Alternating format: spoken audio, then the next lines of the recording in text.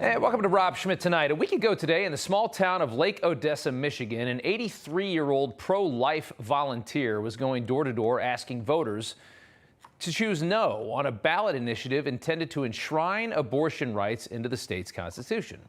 This elderly woman, whose identity has not yet been released, knocked on the wrong door. She immediately found herself being berated by a left-wing extremist, and as this elderly little woman tried to walk away, a man then came to the door, pulled out a gun, and shot an old lady in the back.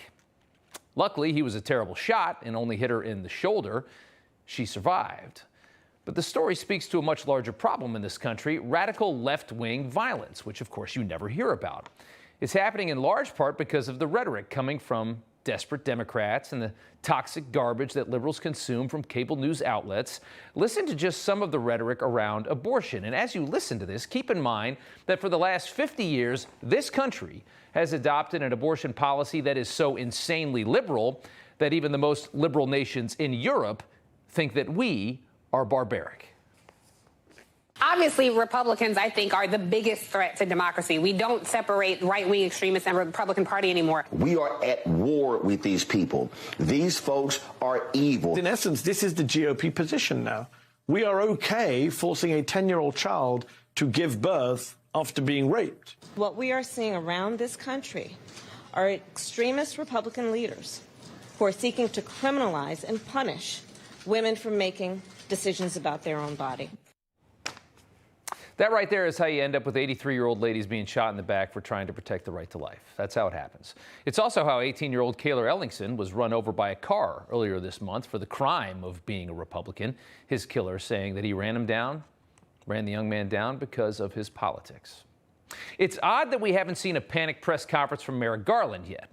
Garland has made it quite clear that his singular focus is on extremism. In fact, a whistleblower recently revealed the demand for white supremacy coming from FBI headquarters outstrips the supply of white supremacy. We have more people assigned to investigate white supremacists than we can actually find. So it's very clear the DOJ really wants to find extremism. They're desperately looking for extremism. Garland could assign those very bored agents over the DOJ to investigate left-wing extremism and violence, but he won't, and you know why. But when the stories are politically advantageous to Biden and Democrats, it's very clear they are not missing a single thing. In fact, they're trying to create it every chance they get. Recently, a father of 7 who leads a Catholic group for men who want to lead faith-based lives, a group that's called the King's Men, found himself the center of an FBI raid. Mark Houck's wife described it like this: a SWAT team of about 25 came to my house with about 15 vehicles, started pounding on our door.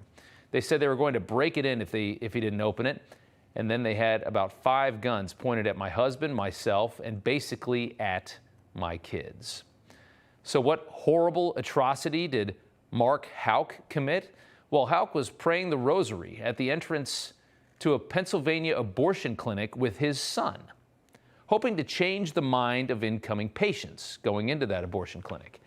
The FBI says Houck got into some sort of a scuffle with a patient escort who worked at the clinic and ended up shoving that patient escort to the ground. Houck says that escort began harassing his young son before Houck then responded by pushing him down. And that story that I just told you ended with an armed raid on a man, his wife, and 5 children. Welcome to the DOJ under Joe Biden, which at the same time it ignores a teenager being run over and an old lady being shot, has also ignored 70 acts of violence against pro-life centers, which have also become a target thanks to, of course, liberal rhetoric. Cue Liz Warren. An extremist Supreme Court and radical right-wing politicians have made clear they see women as second-class citizens. Yeah. Or they just see them as, maybe somebody that could have their minds changed. Maybe you need to see a different side of this story. Maybe preserve life, something so complicated happening inside of a person that even today's modern science can't even come close to creating it themselves. When desperate Democrats will say anything to win, this is what you get. They do not care what the consequences of their words are: Nazi, fascist, racist, threat to democracy, threat to women. These phrases are simply a means to an end.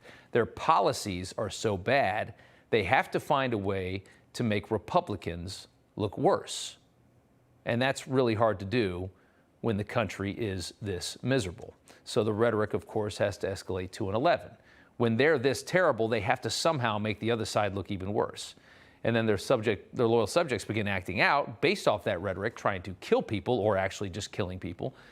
Our politically motivated DOJ disappears when that happens, because when federal law enforcement becomes loyal to just one political party, it no longer even exists.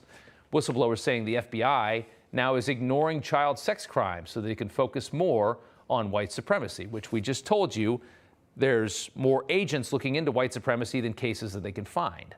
Spending all of its time investigating only politically useful crimes. No matter how few, the only investigations that matter are the ones that help keep Democrats in power.